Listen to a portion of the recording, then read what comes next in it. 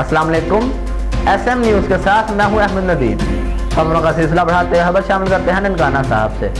सिख मजहब के बानी बाबा गुरु नानक की 551वें जन्मदिन के हवाले से डिप्टी कमिश्नर की ज़ेर सदारत अजलास का इनेकाद किया गया। इस हवाले से मज़ीद तफसीलात जानते हैं अबर नुमाइंदे मोहम्मद अजमल से।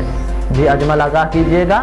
जी बिल्कुल, ननकाना साहब सिख मजहब के बानी बाबा गुरु नानक के 551वें जन्मदिन के हवाले से डिप्टी कमिश्नर राजा मंसूर अहमद की ज़ेर सदारत इजलास का इनेकाद। इजलास में DCR उस्मान खालिद, ADC फनास राना अमजद समेत दीगर महकमा जात के अफसरान की शिरकत।